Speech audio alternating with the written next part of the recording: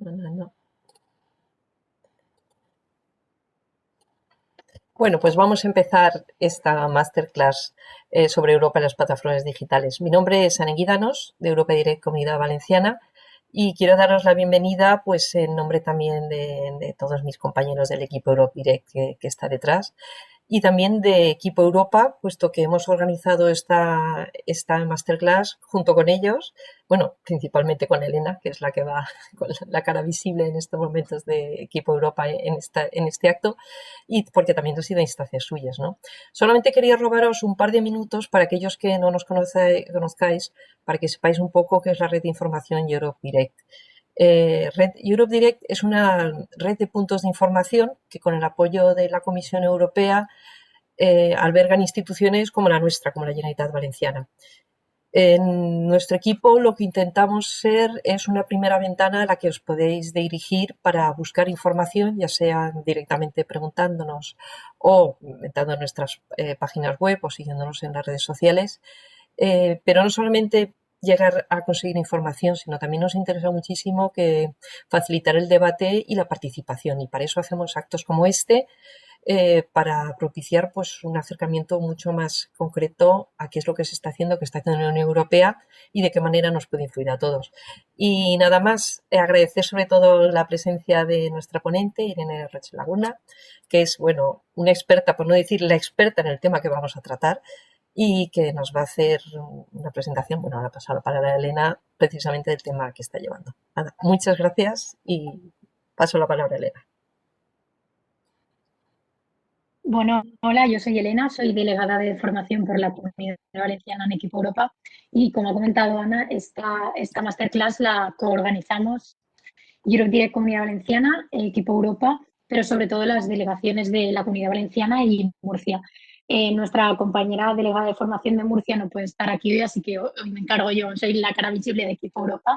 Y nada, comentaros que si tenéis algún tipo de duda a lo largo de toda la masterclass, lo podéis poner por el chat y las escribís, y al final yo os daré el turno de palabra, que si queréis podéis escribirlas y yo las leo, y Irene pues las contestará.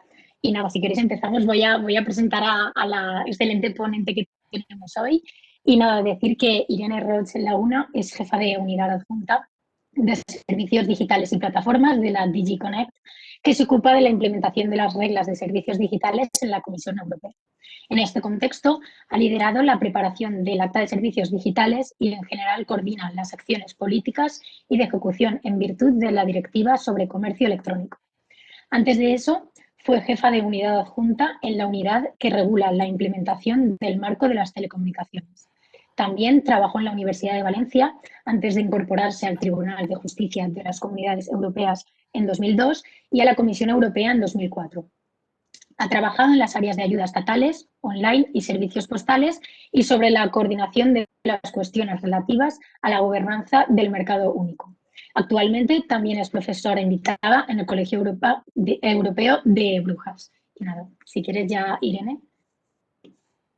Pues muchas gracias, Elena y Ana. También en plena transparencia me gustaría decir que Ana fue profesora mía en la Facultad de Derecho en Valencia, y gracias a sus clases se aumentó mi interés por la cosa europea, de manera que es una manera de devolver el favor. Voy a subir la presentación que he preparado para esta ocasión, pero antes de todo, y para explicar un poco el objeto de la ponencia, el mundo de las plataformas es algo que todos tenemos en mente, no solo en mente, en nuestros dedos, de manera que vemos en el día a día los retos a los que nos enfrentamos cuando usamos unas herramientas que son muy útiles, pero también hasta cierto punto perniciosas y peligrosas, sobre todo cuando somos empresarios o personas vulnerables, como mi hijo, que está ahora mismo pidiéndome el iPad que está en mi despacho. Abajo. Paso entonces a explicar cuál es el el marco regulatorio que tenemos hoy. El marco regulatorio que tenemos hoy está en la Directiva de Comercio Electrónico que se aprobó en el año 2000. Y un poco para que os hagáis una idea, en el año 2000 Amazon existía, pero solo vendía libros. Mark Zuckerberg, el creador de Facebook, tenía 16 años, ni siquiera había empezado la universidad. Y bajarse una canción, además de que era ilegal, tardaba minutos, cuando no horas. Era la situación que teníamos cuando se aprobaron las reglas que tenemos hoy, que están regulando las plataformas que conocemos, Facebook, Instagram, Google, todas las que encontráis en esta diapositiva. Obviamente las reglas que tenemos son flexibles, el tribunal ha podido interpretar y aplicarlas a plataformas tan diversas como Airbnb o Facebook o Google mismo. Estamos pendientes de una sentencia sobre YouTube. Pero vemos que los servicios han crecido enormemente, sobre todo a nivel de impacto y de números de usuarios. Si entonces a lo mejor Google como servicio de búsqueda era algo prometedor y rompedor, ahora mismo es el mercado de servicio de búsquedas. Todos estos servicios, como digo, han crecido de manera extraordinaria y sobre todo me gustaría remarcar, pese a que vengamos desde la perspectiva reguladora de imponer límites, tenemos que remarcar que son provechosas y son positivas. Nos están ofreciendo salidas económicas y salidas sociales, sobre todo en un marco como el que tenemos ahora, de restricciones en COVID, no podemos ir a clase, no podemos ir al trabajo, tenemos que usar estas herramientas, dependemos de ellas. Hemos visto, por ejemplo, que los pequeños comercios de repente se han visto abocados a ir a Amazon Marketplace o a eBay para ofrecer los productos que no pueden poner a la venta físicamente. Todas estas herramientas son beneficiosas para el usuario. Pese a ello, obviamente, tenemos que ver también la situación geopolítica. Y la situación geopolítica es que las plataformas que conocemos, queremos y sufrimos, Leo, déjame por favor, se encuentran basadas prácticamente solo en Estados Unidos y en Asia, con lo cual lo que tenemos en perspectiva también es crear normas que favorezcan el crecimiento de plataformas en Europa. A nivel macroeconómico, no nos interesa establecer normas tan restrictivas que impidan al nuevo Mark Zuckerberg, que esperemos que sea español, cree la fantástica herramienta que nos lleve al éxito. Entonces, este tipo de argumentos deben tenerse en cuenta cuando proponemos nuevas normas. Tenemos muchos actores, unos pocos son grandes, enormes, pero no debemos olvidar que existen hoy por hoy alrededor de 10.000 plataformas en Europa, la mayoría de las cuales son microempresas, pequeñas empresas o medianas empresas. Entonces, esto es solo para reforzar la idea de que no debemos regular pensando solo en Facebook y en Google. Obviamente sería muy fácil de decir, Facebook es capaz de controlar todo lo que pensamos. Vamos a pedir que controlen todo e impidan el contenido ilegal en línea. Facebook estaría encantado con una norma de esta medida porque ellos, en la medida de lo posible, serían capaces de hacerlo. Pero todas las pequeñas empresas estarían fuera del mercado porque no serían capaces de superar esas barreras legales. Además, a la hora de legislar, no tenemos que pensar solo en el hoy. El hoy, cuando hablamos de redes sociales, podemos pensar en Facebook, pero los jóvenes de hoy en día, mis hijos, no usan en Facebook ni se les pasaría por la cabeza entrar en Facebook porque eso es de mayores. Instagram está ya en el límite, ellos utilizan Fortnite para para hablar con sus amigos. Y las redes sociales, ahora mismo, hoy por hoy, también se usan para vender productos, muchos de los cuales son ilegales. Pero lo que quiero remarcar es que no podemos crear categorías o pequeñas cajitas donde creemos normas cuando la evolución de estos modelos de negocio va a ir mucho más rápido que las leyes que establezcamos. Por ejemplo, ahora mismo en el Parlamento estamos empezando las negociaciones de las dos iniciativas de las que os voy a hablar. Tienen en mente introducir normas más restrictivas para los marketplaces.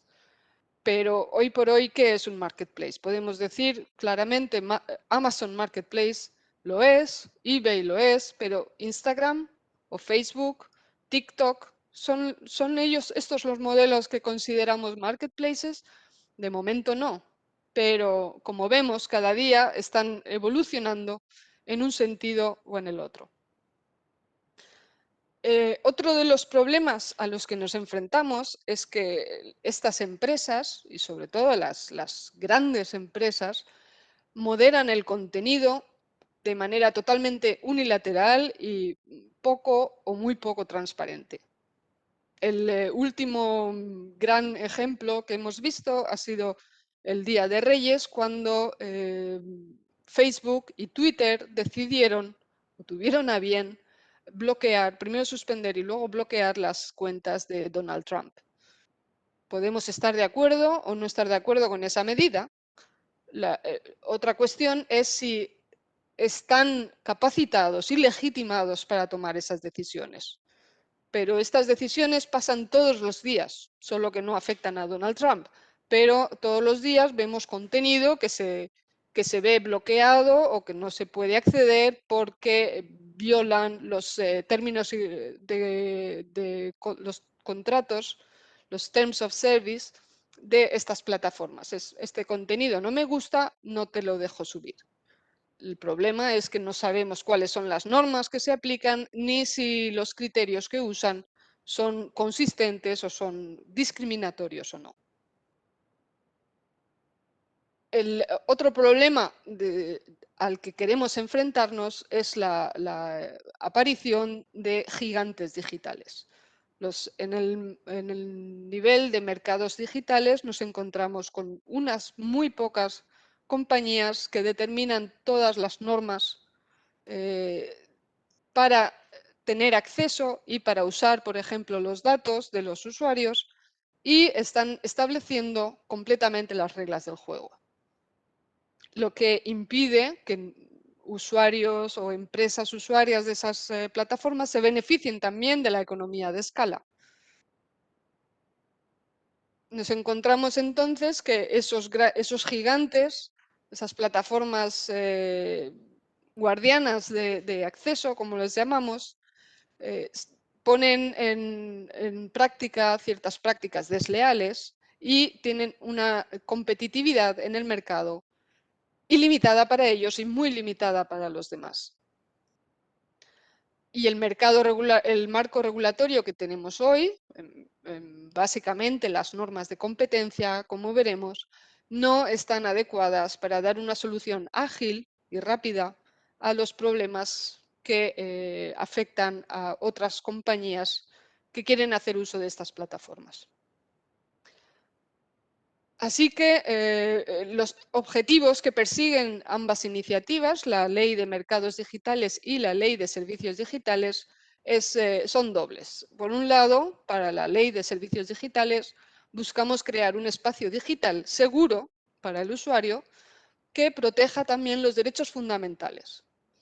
Y en el marco más de mercados digitales, deseamos establecer unas reglas de juego que sean justas, que favorezcan la innovación, el crecimiento y la competitividad en el mercado único europeo, pero también a nivel mundial. Ahora me voy a centrar en la primera iniciativa, la Ley de Servicios Digitales, que yo he coordinado en la Comisión, y estamos ahora trabajando junto con el Consejo y el Parlamento y esperamos que se pueda adoptar relativamente rápidamente. El punto de partida, como he dicho, es la directiva del año 2000, que regula los servicios de la sociedad de la información.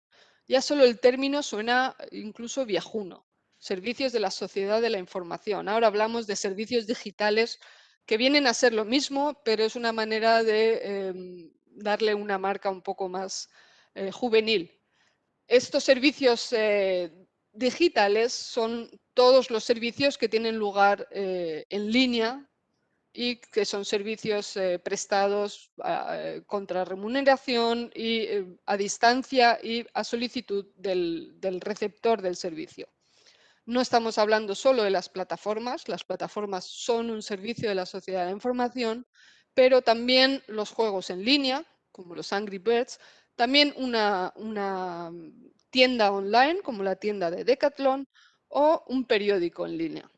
Todos estos son servicios de la sociedad de la información, pero no todos son plataformas. Dentro de la Directiva de Comercio Electrónico nos encontramos unas normas, son en realidad 4 artículos, pero muy importantes, que establecen la exención de responsabilidad de los intermediarios de Internet. ¿Qué quiere decir?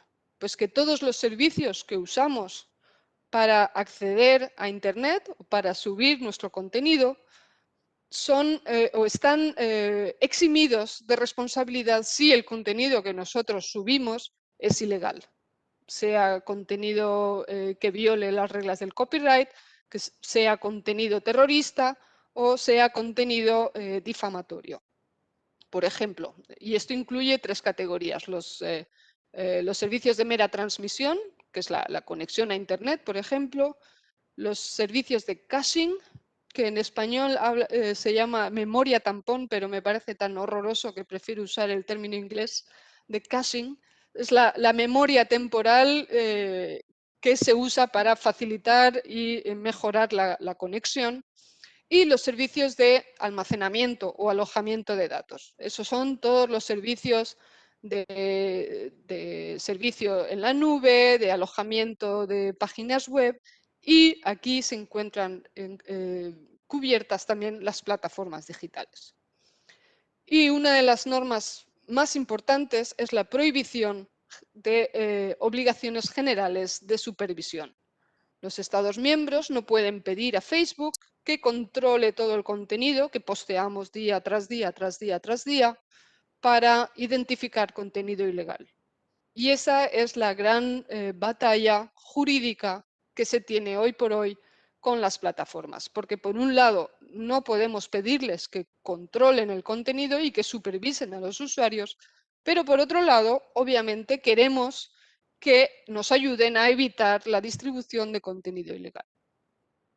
Entonces, en la Ley de Servicios Digitales extraemos estas normas que a través de una especie de operación a corazón abierto, porque estas normas son esenciales para el desarrollo de Internet, las quitamos de la Directiva de Comercio Electrónico y las introducimos en nuestra propuesta de reglamento, con lo cual pasan de ser una directiva a ser un reglamento, serían de aplicación directa, pero además las acompañamos de una serie de reglas que clarifican estas normas de exención de responsabilidad y añaden obligaciones de diligencia. Luego hablaré sobre estas obligaciones. Queremos separar la responsabilidad jurídica, se es o no se es responsable en una cuestión que se debe deliberar caso por caso, separar esa responsabilidad jurídica de la responsabilidad social, por llamarlo de alguna manera. Estas plataformas o los servicios de intermediación tienen obligaciones de organizar sus servicios y organizar la plataforma y la manera en que interactúan con los usuarios de una manera correcta. Y además añadimos un marco común de aplicación. Pedimos a los Estados miembros que nombren un coordinador de servicios digitales, lo cual nos ayudará a la correcta aplicación de la norma, y la Comisión se abroga un rol fundamental en el control, sobre todo de las grandes plataformas. Estas normas son de carácter horizontal, se aplican a todo tipo de contenido, con lo cual la legislación que existe a nivel sectorial seguirá existiendo y la relación seguirá siendo la misma. ¿Cuáles son los servicios que cubrimos dentro de la ley de servicios digitales? Hemos hablado de intermediarios, pero en un sistema que podríamos llamar como las muñecas rusas, que son introduciendo una dentro de otra categoría más grande y otra más grande. La categoría más grande es la de servicios intermediarios. Incluye todos estos servicios de los que estamos hablando, empezando por la capa más técnica de Internet, la infraestructura, los servicios de acceso a Internet, los registradores de dominios y las cuentas de Wi-Fi que permiten acceder en los cafés, por ejemplo. Son servicios de prestación de conducción de datos.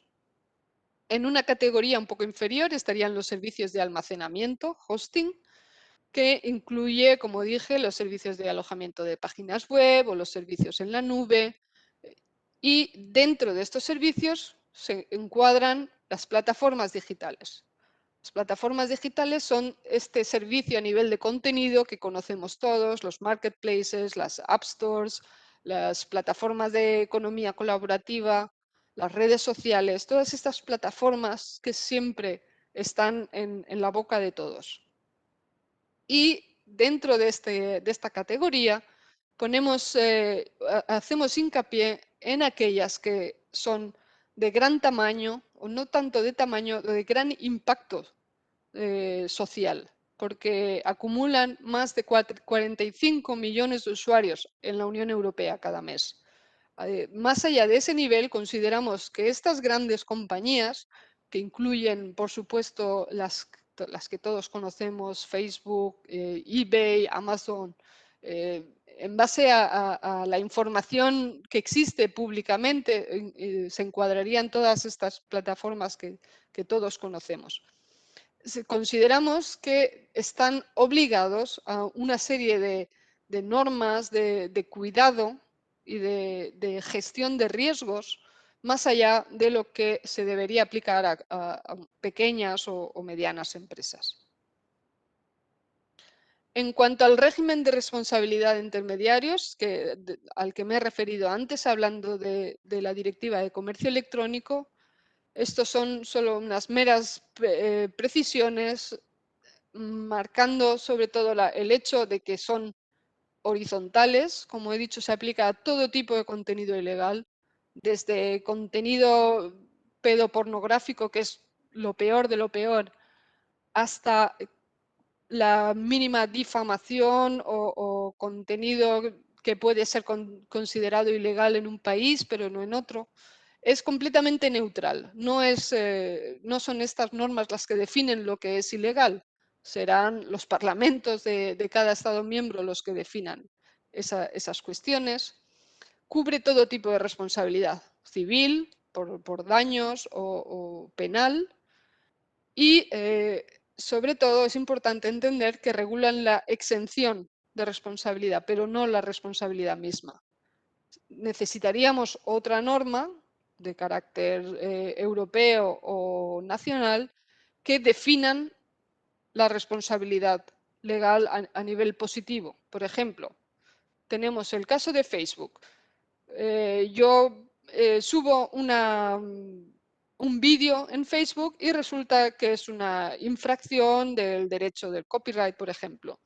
Y se considera, Facebook está protegido de la responsabilidad por ese tipo de infracción, sí o no.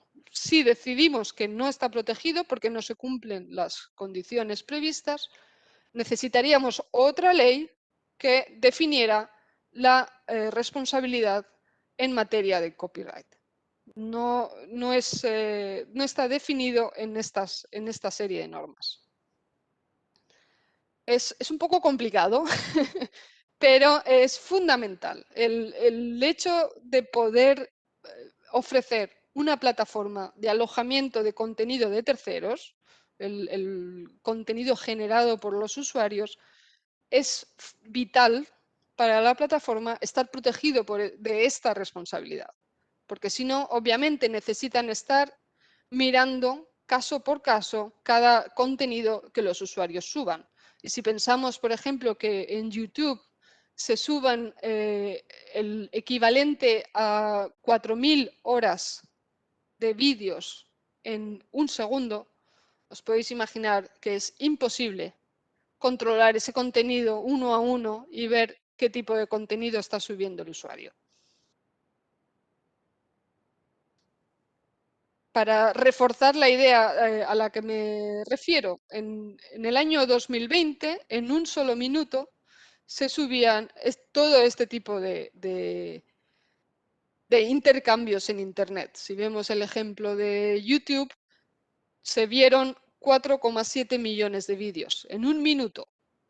Con lo cual, os podéis imaginar que buena parte del contenido, no una gran parte, en realidad es una mínima parte, pero en estas proporciones estamos hablando de un gran número de contenidos que pueden representar venta de productos ilegales, casos de ofensas terroristas, infracciones al copyright, fraude, incitación al odio, apartamentos que no están registrados según las normas locales, productos piratas, drogas, todo tipo de contenido ilegal se transmite también en línea, pero es prácticamente imposible y además sería un ataque a la privacidad de los usuarios el estar vigilando caso por caso los contenidos que se suben.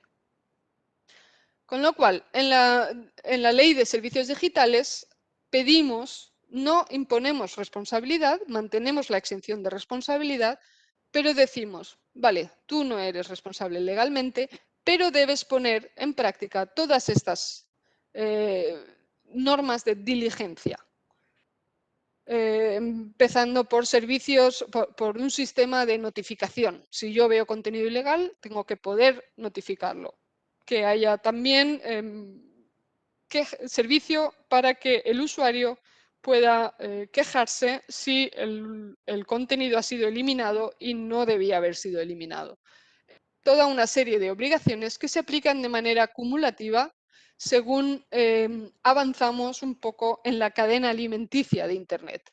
Los servicios más técnicos están sometidos a menos obligaciones, las plataformas están sometidas ya a una lista importante de obligaciones y las grandes plataformas, ahora veremos, tienen que cumplir con todas las obligaciones y además tener todo un sistema de gestión y de identificación de riesgos. Consideramos que la ley de servicios digitales mantendrán beneficios para los ciudadanos, también para los proveedores mismos de servicios digitales. Les damos una mayor seguridad jurídica y armonizamos las normas, porque si tú quieres crecer en Europa, es mejor cumplir con una sola norma en vez de 27 normas distintas. Y les facilitamos la posibilidad de iniciar y hacer crecer el negocio en Europa. Las empresas usuarias de servicios digitales también se van a ver beneficiadas y la sociedad en su conjunto podremos beneficiar de mayor control democrático de las grandes plataformas y mejorar el sistema de riesgos. Y después de esta incursión en la ley de servicios digitales, ahora paso a presentar su hermana, no gemela, pero se llevan muy bien, la ley de mercados digitales. Y aquí presentamos a nuestra heroína, la vicepresidenta Vestager, que también es comisaria en asuntos de competencia. Y vemos que a lo largo de estos últimos años se ha enfrentado, no solo ella, obviamente, pero es nuestra cara al exterior, todos los servicios de la Comisión, hemos indagado en los problemas de competencia generados por algunas grandes plataformas, como veis, Google Shopping, Google Android, Amazon o los servicios de búsqueda en línea y de publicidad de Google se han visto en el foco de mira y algunas han sido ya objeto de alguna decisión de la Comisión. la última novedad ha sido Epic Games, que también ha presentado una queja frente a Apple o contra Apple basada en las normas de competencia. Pero como he dicho antes, las normas de competencia llevan años aplicarlas y están sometidas a unas condiciones estrictas. En la ley de mercados digitales vamos a mantener esas normas de competencia, no se modifican, y añadimos otra serie de instrumentos que permitirán al regulador atacar o mejorar determinados problemas. ¿Cuáles son los problemas que identificamos? Primero, identificamos estas plataformas guardianas de acceso, gatekeepers. La traducción es un poco difícil, pero se queda en guardianes de acceso, que suena a videojuego. Y estas plataformas guardianas llevan a cabo prácticas desleales frente a las empresas usuarias que intentamos evitar a través de esta ley. E impedir la fragmentación jurídica que se produce porque los Estados miembros, por ejemplo, Alemania, muy recientemente, Francia, Austria, están empezando a legislar para solucionar los mismos problemas. El objetivo, obviamente, es corregir los fallos de mercado que se llevan a cabo para obtener mercados digitales competitivos y aumentar la innovación y la oferta. Queremos corregir las prácticas desleales a las que me he referido y mantener el mercado interior. ¿Qué son los guardianes de acceso? Son aquellas plataformas que prestan lo que llamamos servicios básicos de plataforma y que tienen un impacto significativo en el mercado interior. Entre nosotros estamos intentando cubrir solo a aquellos que son realmente grandes. No se trata de ver una plataforma que es más o menos mediana, que puede suponer algún tipo de problema. Los criterios de carácter cualitativo y cuantitativo están diseñados para claramente identificar las grandes, muy grandes plataformas que están generando el problema. Hay un procedimiento de designación. El regulador, una vez se apruebe la ley, el reglamento, designará a estas empresas guardianas de acceso y además habrá una evaluación cualitativa que se hará caso por caso a través de una investigación de mercado. O sea, es una combinación de normas de carácter ex ante, como todos los reglamentos que existen, con la típica regulación ex post del derecho de la competencia, donde se ve un problema que está emergiendo y se intenta solucionar. Los servicios básicos de plataforma que queremos cubrir son los más típicos, los servicios de intermediación en línea, como los marketplaces o los app stores, los motores de búsqueda, las redes sociales, los servicios de intercambio de vídeos como YouTube, servicios de comunicaciones interpersonales, que vienen a ser los WhatsApp de este mundo, los sistemas operativos, servicios de computación en la nube y servicios de publicidad, siempre que obviamente se cubran los criterios de carácter cuantitativo y cualitativo que se desarrollan en el reglamento. Esto se ve muy pequeño. Vamos a pasar aquí. ¿Cuáles son los ejemplos de obligaciones que impondría este reglamento?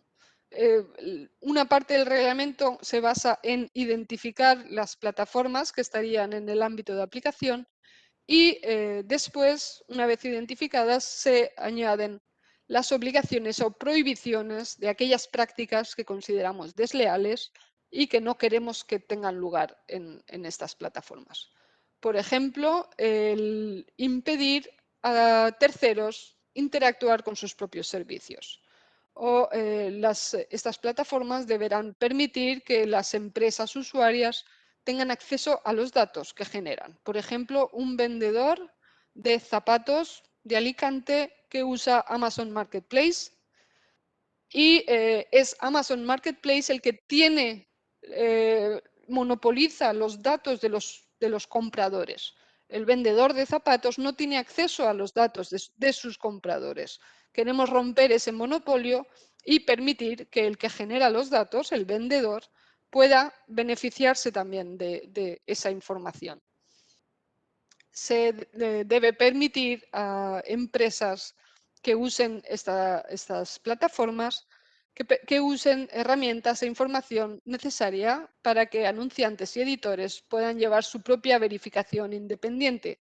Por ejemplo, en el caso de Facebook, que los editores de contenidos puedan tener acceso a la información de publicidad que viene acompañada con los contenidos que ellos generan. El último ejemplo es el permitir, por ejemplo, que una empresa usuaria de esta plataforma pueda hacer publicidad de sus ofertas fuera de la plataforma.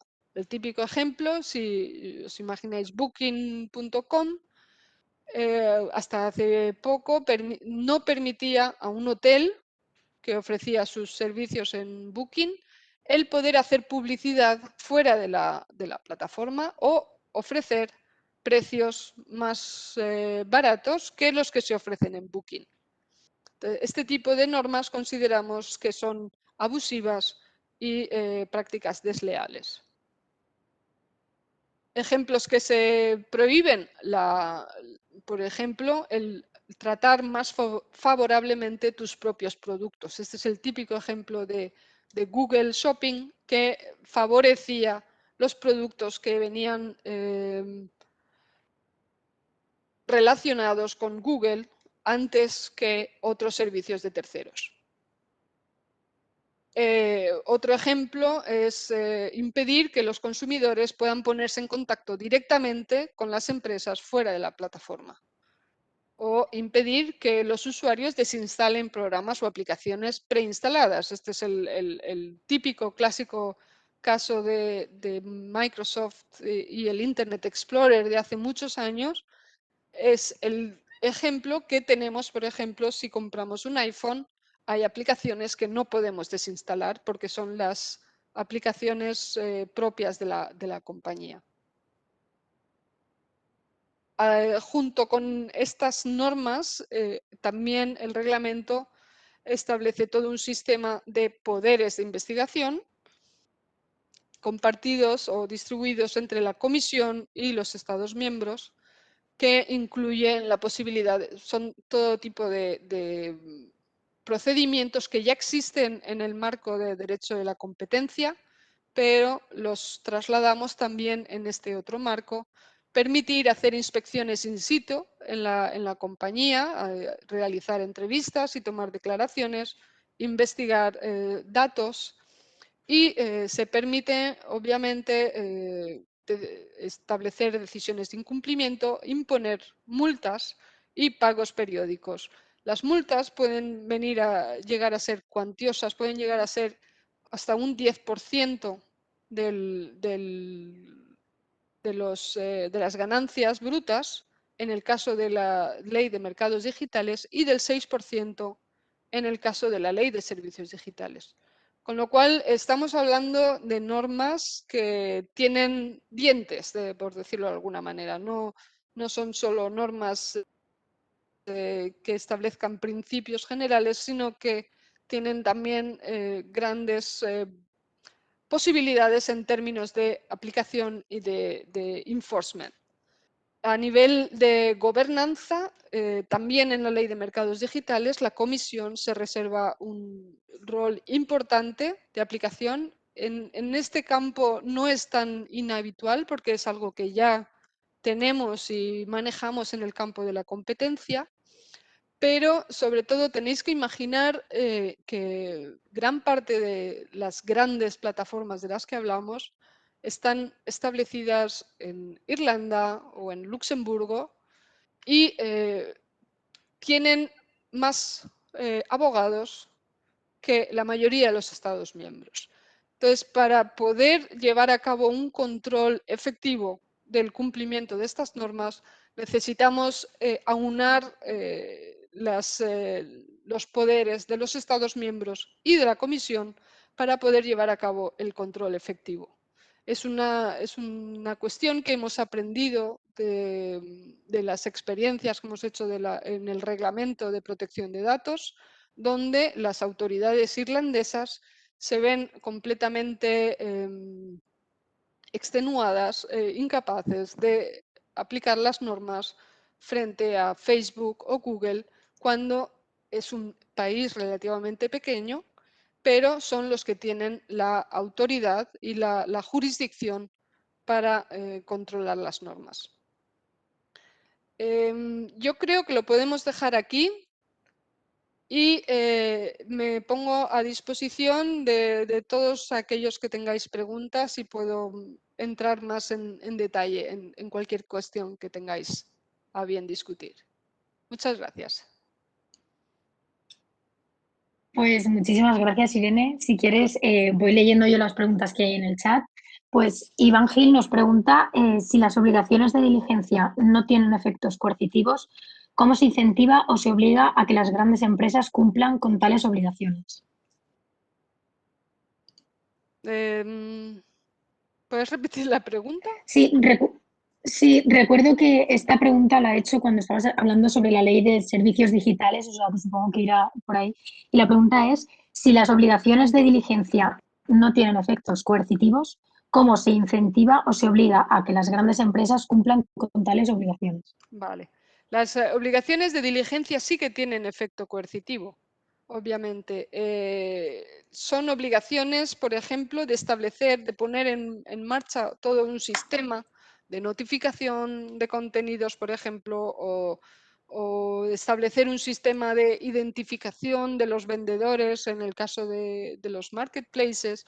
Hay toda una serie de medidas, pero obviamente el incumplimiento de estas obligaciones de diligencia llevan consigo multas cuantiosas, como he dicho, hasta el 6%.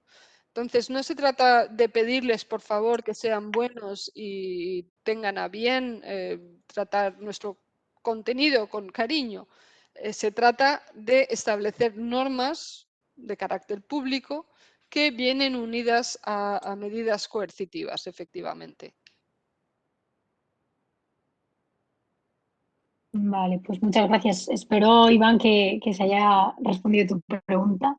David nos pregunta también si realmente queremos tener grandes corporaciones europeas, pero el 99% de las administraciones europeas contratan a las grandes corporaciones no europeas, poco vamos a avanzar.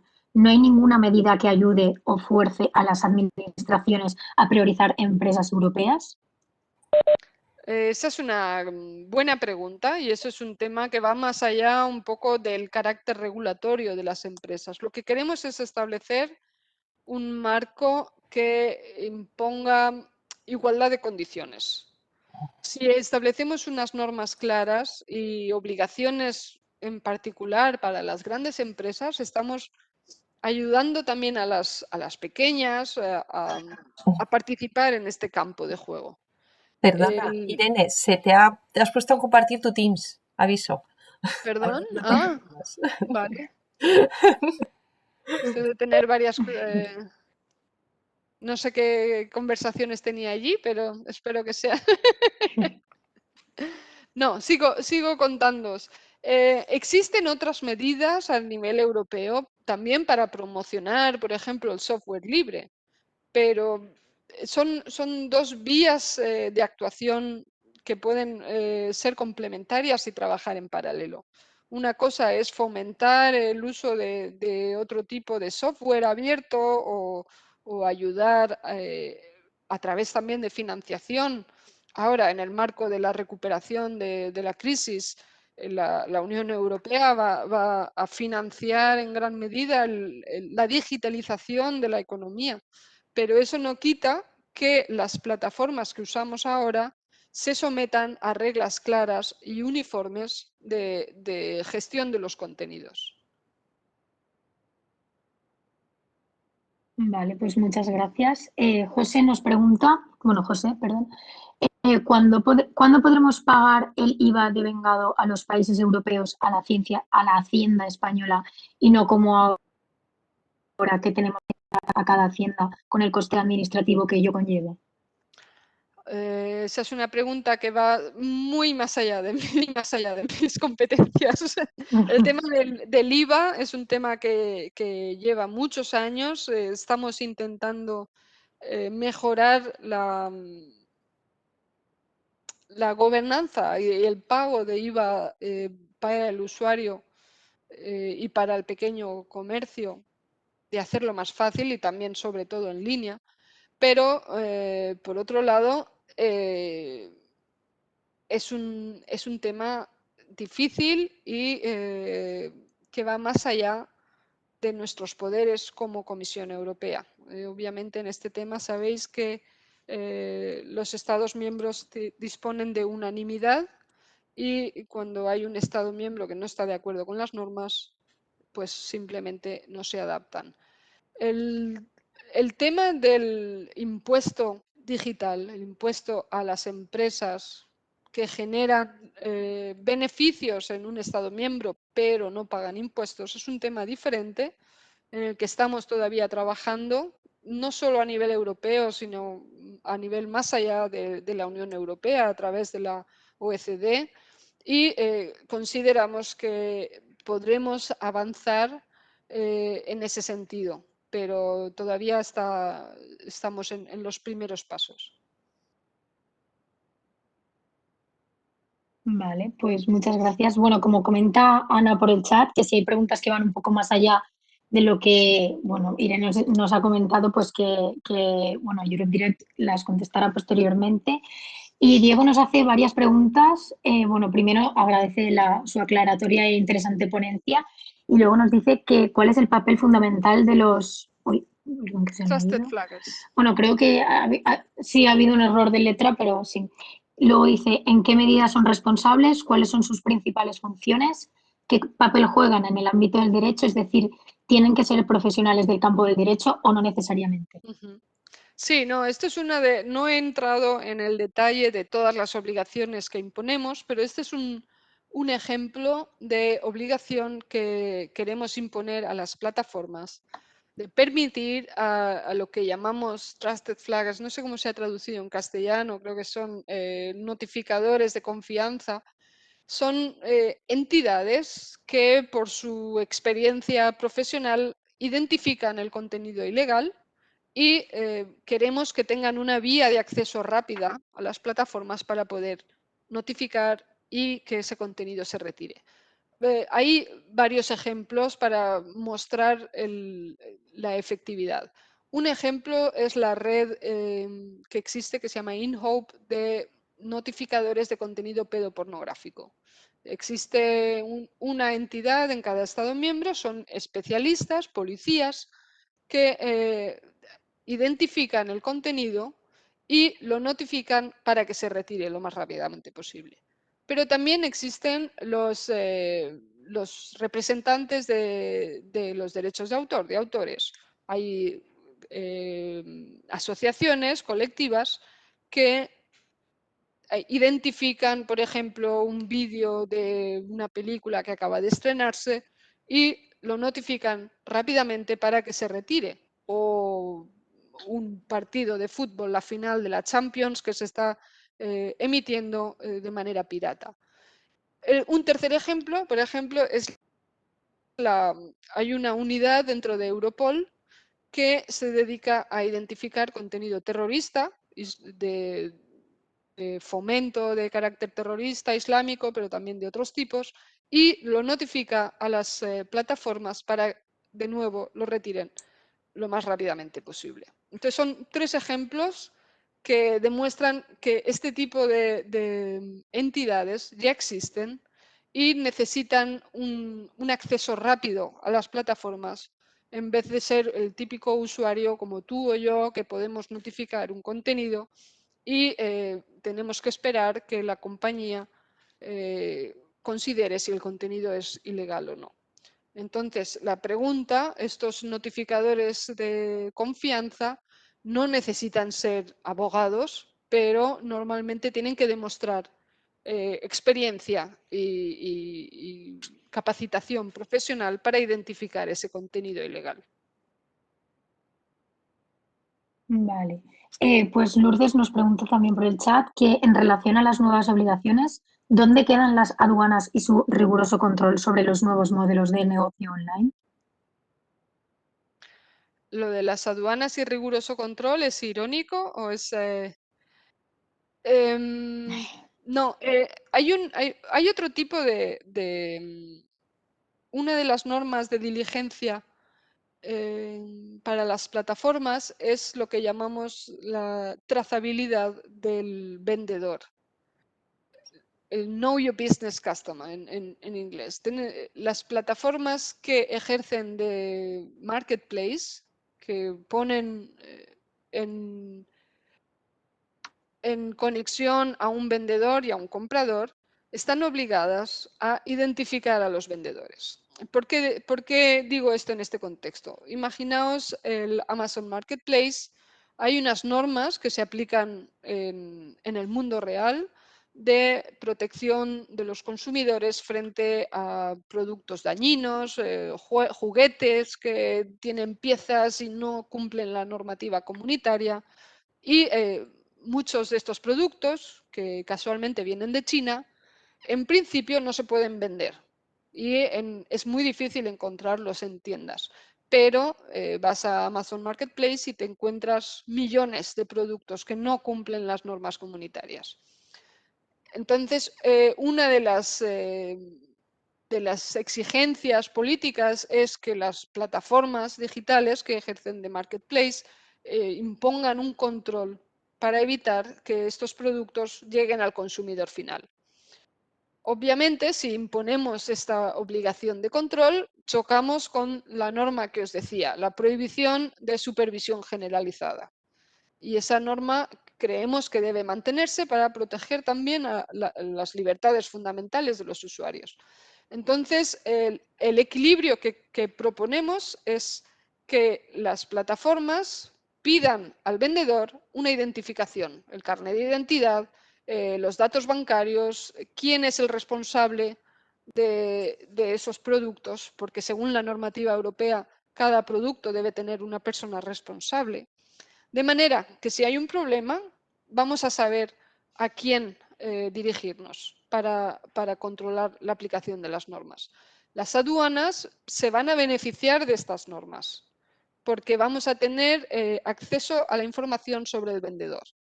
De manera que si un servicio aduanero está investigando un determinado vendedor o una determinada partida de productos, va a poder pedir a Amazon Marketplace la identificación de ese vendedor. Vale, pues Josep Lluís nos pregunta, he podido escuchar que una de las medidas va dirigida a que los vendedores de plataformas como Amazon también tengan acceso a los datos de sus compradores. ¿Cubre la normativa una mayor protección del usuario y que sus datos sean almacenados en menor medida y utilizados con más cautela? Sí, obviamente ninguna de estas dos normativas que hemos propuesto cambia en absoluto las normas que existen hoy de protección de los derechos de los datos personales.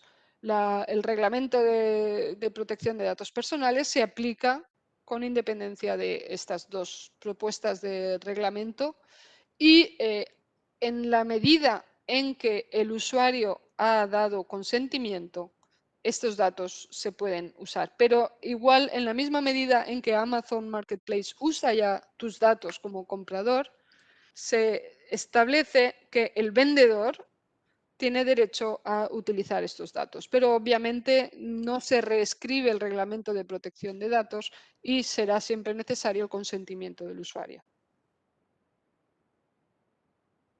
Vale, y Jorge nos pregunta qué competencias digitales son las más valoradas en las instituciones de la Unión Europea. ¿A qué se refiere con competencias digitales en realidad? Jorge, si nos quieres especificar un poco en el chat a qué te refieres.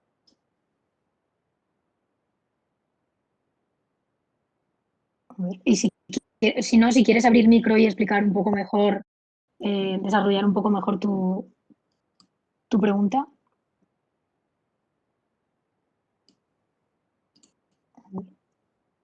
No sé si sigue conectado aquí.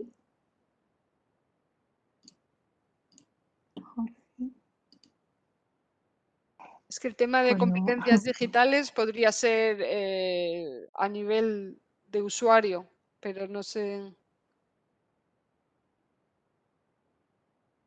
Sí, bueno, si quieres explicar eso, porque como no has contestado, no sé a qué se está refiriendo en concreto.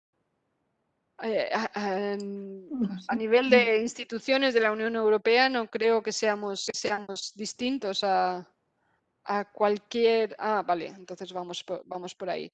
No somos distintos a ninguna otra empresa o institución pública. Obviamente, hoy por hoy se requieren estas competencias digitales porque forman parte del día a día.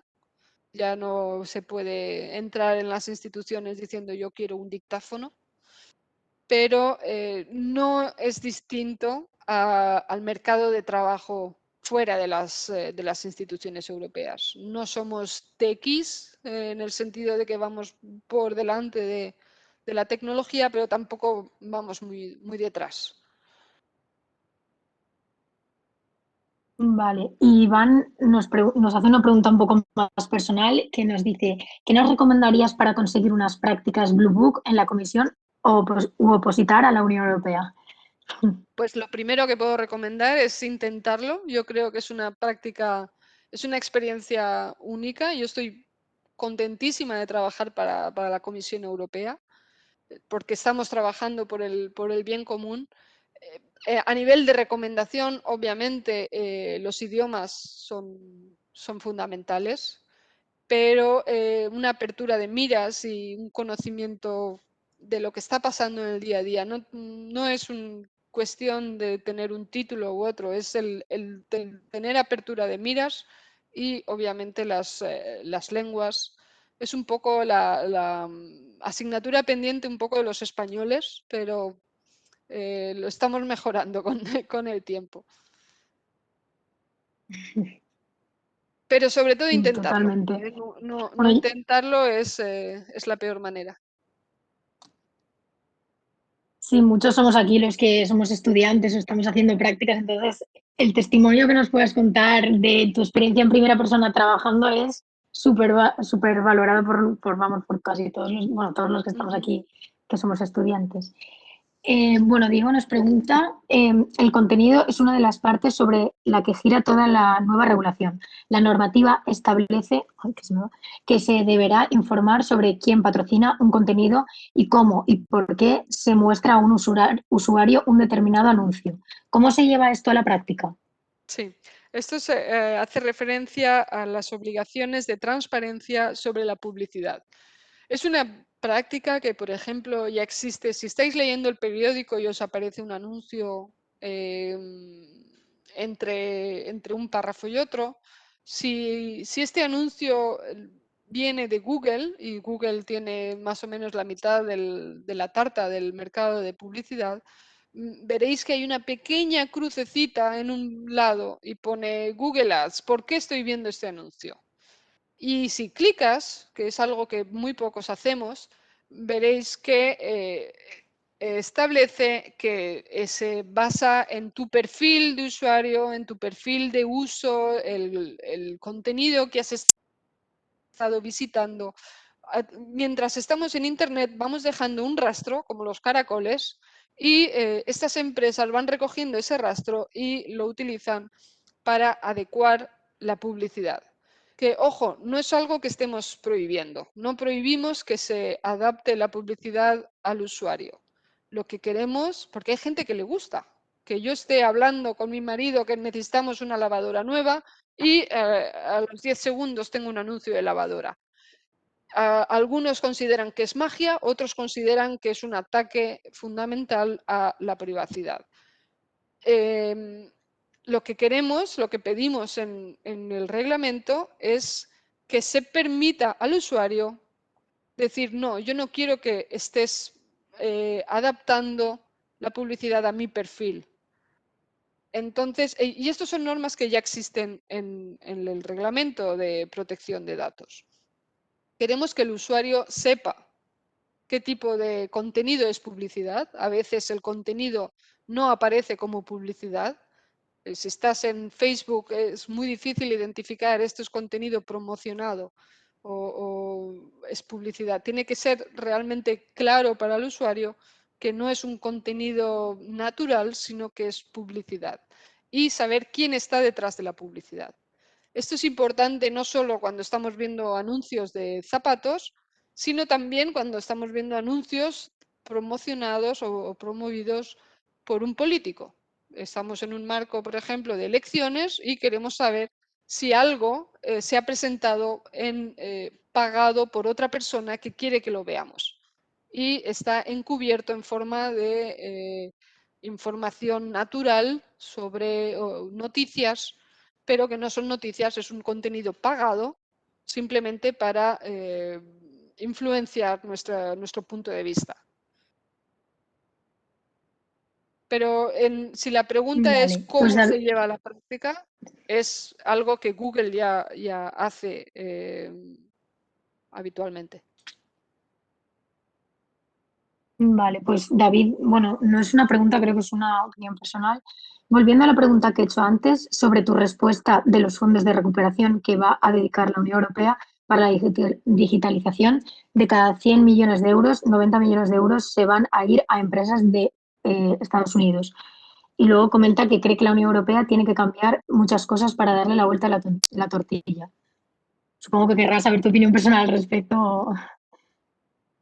Sí, no solo la Unión Europea, también los Estados miembros. A mí el mensaje que quiero lanzar es el evitar el doble lenguaje, es decir, la Unión Europea hace las cosas bien o hace las cosas mal. Normalmente la Unión Europea hace las cosas mal y los Estados miembros lo hacen bien, pero no siempre es esa la realidad. De hecho, los fondos de recuperación son fondos gestionados por los Estados miembros.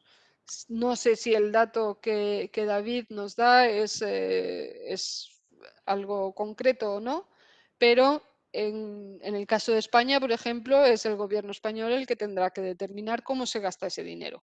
Obviamente, desde la Comisión existen procedimientos de control y de vigilancia, pero si ese dato es correcto, pues obviamente habrá que ver por qué. Vale, muchas gracias. A ver, José comenta, enhorabuena por estas medidas. Las mismas ayudan a mejorar la imagen que tenemos de Bruselas. Pues me alegro, porque no sé qué imagen tenéis de Bruselas, pero yo creo que tiene que ser buena.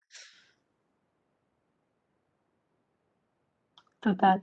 Pues no sé si alguien del chat tiene alguna pregunta más al respecto. Si no, si queréis damos por concluida la masterclass de hoy. Bueno, a Irene agradecerle su tiempo y la magnífica ponencia que nos has dado, porque yo creo que a muchos y a muchas nos habrás aclarado muchas dudas, que este es un tema bastante complejo de entender.